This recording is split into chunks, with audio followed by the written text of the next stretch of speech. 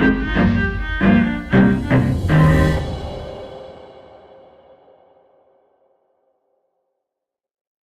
morning, thank you for joining us. I'm here today to speak with Andy Gossage from UPGS to talk about their interim results. Good morning, Andy. Good morning. Thanks for joining us. You must be delighted with the last 6 months and the numbers that the business has delivered. Do you want to just run us through the highlights? Yeah, we're very pleased, and it's a broad-based growth across our 4 pillars. So discounts, UK supermarkets, online, and international. Right, well, should we take all of them in turn? Yeah. If we start with the discount retailers, I think, which is sort of where the business foundations came from.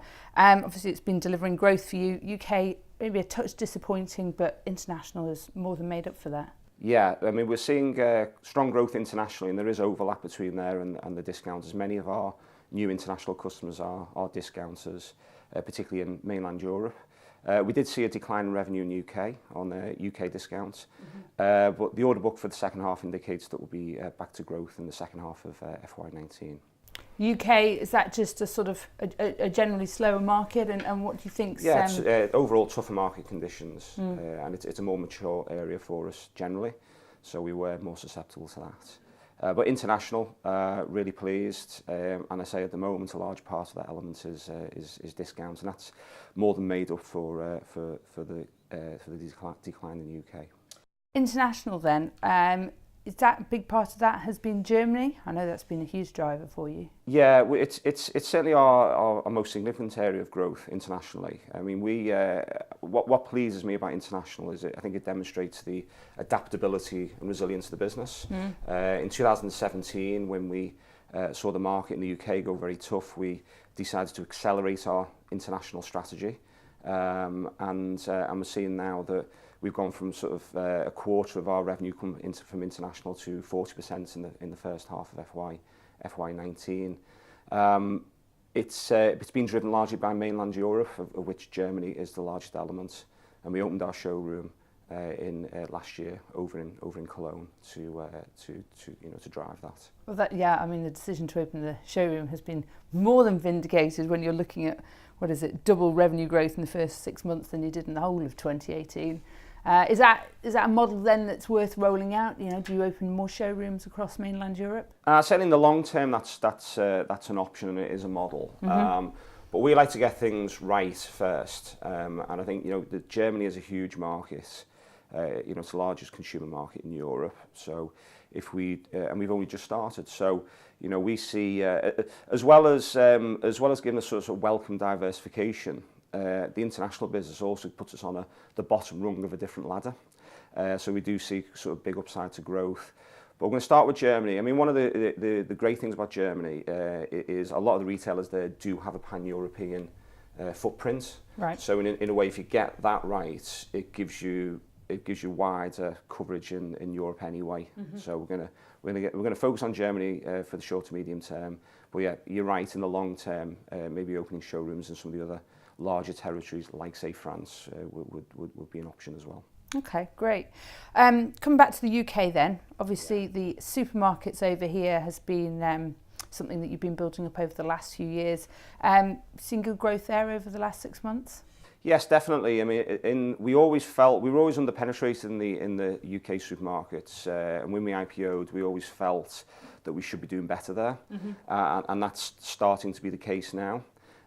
Because we felt our brands, mass market, value-led brands like Salter and like Beldray would perform well in the supermarkets. We felt they appealed to the UK supermarket consumer, and I think that view has been vindicated in these first half results. Last of your 4 pillars then is online. I'm going to ask Graham about overheads later, but the growth here is still on target to meet your long-term 20% objective?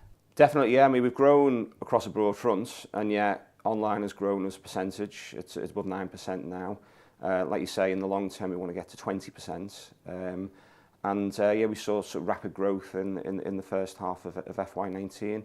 I suspect at 85% it may moderate a little going forward, but we expect that share of revenue going to online to continue to increase over time. Okay, new brands, launch of new brands. We've got Cleanies coming up on the horizon. Any updates on how that's going? Yeah, we did our rebrand sort of back end of calendar year 18. We placed our stock buys and they'll be coming into stock over sort of early summer. So the rebranding's been done, the range has been set, will be in stock and product will be online and in retail over the kind of mid to late summer. Great. Yeah. If we then take a little bit of a closer look at margins, done incredibly well holding them steady in what I can only imagine is an aggressive pricing environment. Yeah. How have you managed that? Two things. Innovation. So as a business, we're always bringing new product to market. We bring about 1,000 new lines to market every year. So that's always an opportunity to deliver greater value to the consumer and therefore hold margin. I think secondly, mix. For example, online, typically a higher margin. Mm-hmm. For example, having more online in the mix helps, and we've seen sort of mix changes across the piece. You're right, pricing is exceptionally tough, and I think will continue to be for the foreseeable future, and that's what we've got to adapt to going forward. Okay, thanks. Graham, thanks for joining us. If we move on then and talk about the numbers, as Andy's already discussed, you've had a great start to the year in H1. Do you want to talk us through some of the highlights? Yeah, I mean, obviously, sort of the revenue growth was a very, a great result for us. We're very pleased with that, Hannah. And I think within that, it was such a broad base across most of the key areas of the business, and particularly sort of the international growth.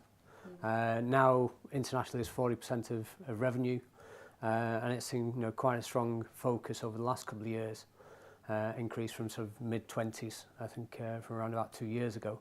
But also within the sort of the main pillars is the increase in online sales, around 85% growth. Now it's sort of 9% of revenue. Mm-hmm.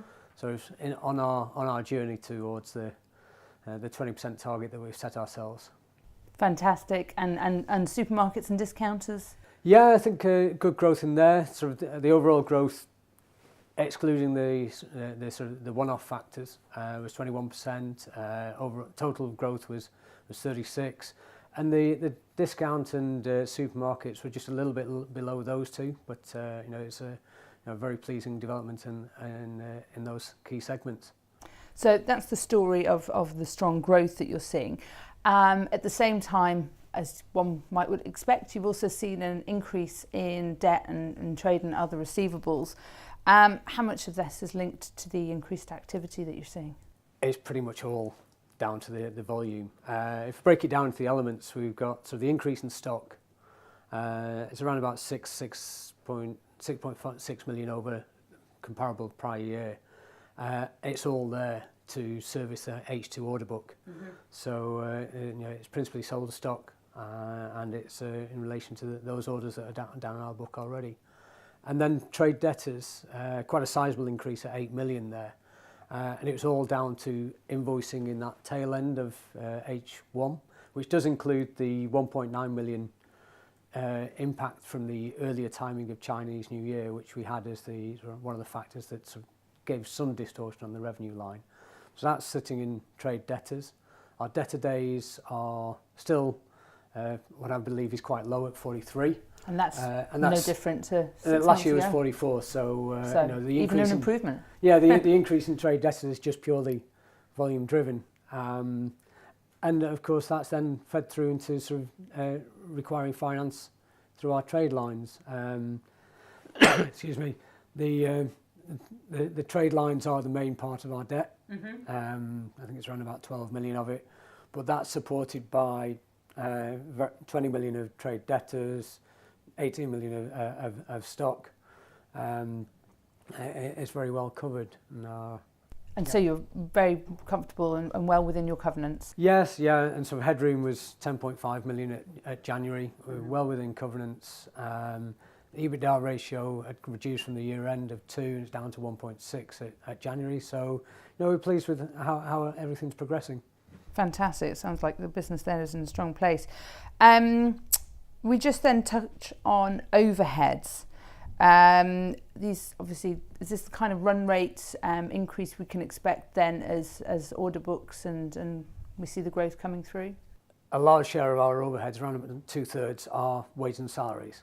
So we have seen wage inflation impacts feeding through into that, and also the changes in mix in the business with both the growth and the change in mix with online and increased international does have some incremental element in cost to serve, but we're still seeing a significant increase in sales growth relative to overhead growth, and that's fed through to the EBITDA margin improving from 9.2% to 10% for the first half. So we're pleased with that. The operational leverage you'd want to see. Yes, indeed, yeah. Fantastic. Thank you, Graham. Great, thanks, Hannah. And if we then take a look at outlook, you've shown incredible resilience. The business has shown incredible resilience over the last 12 months. What concerns have you got that might disrupt this as we look forward? Well, I think like everyone else, we'd like Brexit sorted. Yeah. For us, it's not so much of an issue for our international business because the product that we bring in to serve our international customers comes straight from the Far East. Mm-hmm. So for us, it's never really been a sort of tariff issue or a trade issue. For us, it's about volatility in exchange rates. So we'd like that resolved. Having said that, as we've shown, I think over the last 18 months, our commercial team has the ability to adapt to any circumstance. So, but yeah, I think some certainty around Brexit would be very helpful. We'll see. But yeah, no, we in terms of outlook, we've said in the interim statements that we're comfortably in line with current year expectations. So, we're happy with the numbers that are out there at the moment. Yeah, and obviously the proposition for investors, that appealing blend of growth and yield, and that's still a priority for the business. It is, yeah. We are a capital light. We have a capital light business model. We don't own lots of fixed assets. We outsource all our production. So yeah, we believe we can continue to give decent growth and a yield along the way.